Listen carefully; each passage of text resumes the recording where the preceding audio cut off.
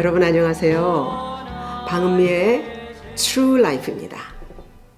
여러분 중보 기도를 하시지요?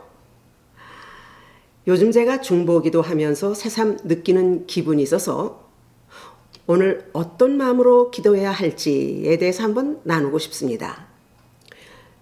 요즘 곳곳에서 참혹한 전쟁의 소식들과 화산, 지진, 홍수, 산불, 또 나라가 파괴되는 그리고 자연재해가 넘실대는 그런 상황에서 수많은 사람들이 가족과 재산을 잃고 울부짖는 소리가 곳곳에서 넘쳐납니다.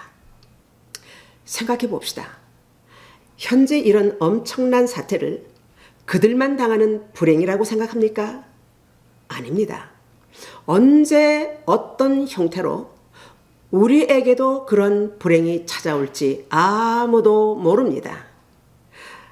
그래서 그들을 위해 기도하고 또 우리를 위해서도 미리 방비하는 기도를 해야 하리라 생각합니다. 그런데 제가 요즘 이 사태를 중보하면서 생각해 보았습니다. 저는 참혹한 전쟁을 경험해 보지 못했고 그래서 그들의 상태를 실감할 수가 없습니다. 그렇지만 기도를 합니다. 기도자로서의 의무감 또는 어떤 매너리즘적인 태도로 필요한 단어를 떠올리면서 그렇게 기도하는 저를 보게 되었는데요. 틀에 박힌 형식적이고 습관적인 기도, 말만 늘어놓는 허공을 치는 소리가 아닐까, 저는 이런 생각을 해보았습니다. 베드로전서 3장 8절 말씀입니다. 마지막으로 말하노니 너희가 다 마음을 같이하여 체휼하며 형제를 사랑하며 불쌍히 여기며 겸손하며.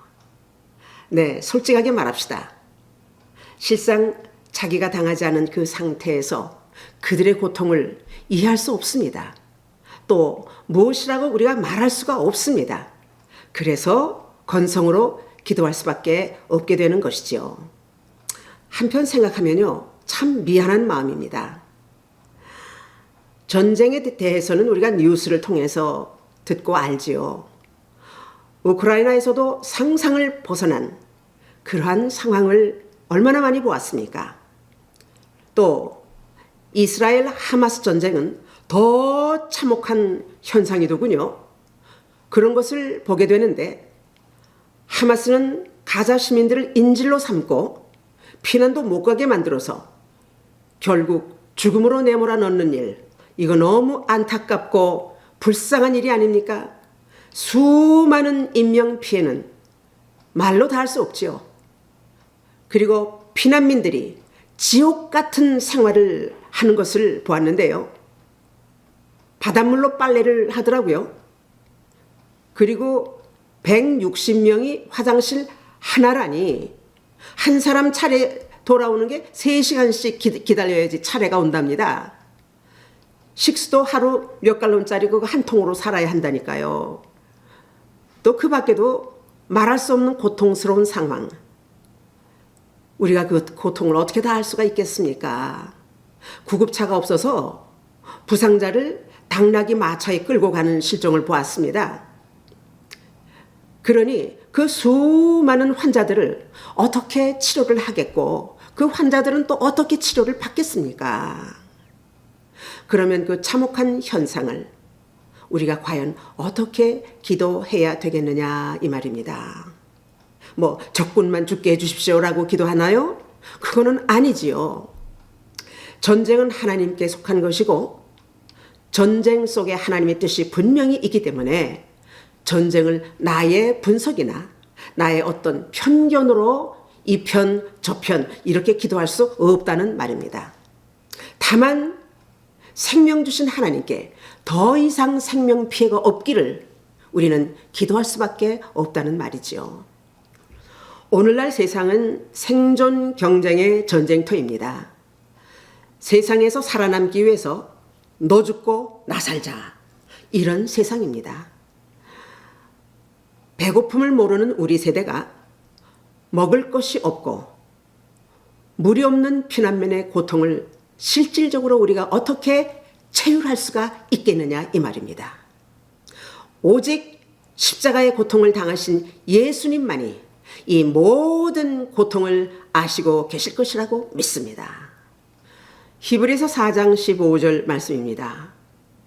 우리에게 있는 대제사장은 우리 연약함을 체휼하지 아니하는 자가 아니요 모든 일에 우리와 한결같이 시험을 받은 자로되 죄는 없으시니라.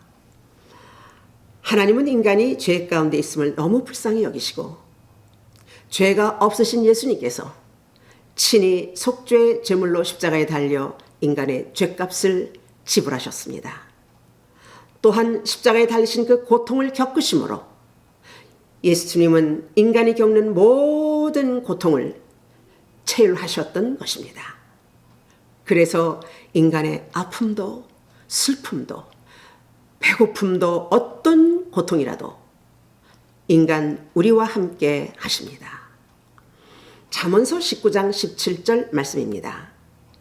가난한 자를 불쌍히 여기는 것은 여호와께 꼬이는 것이니 그 선행을 갚아주시리라.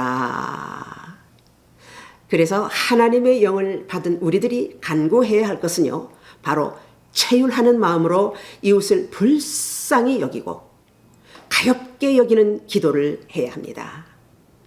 이런 마음을 갖기가 정말 쉽지 않습니다.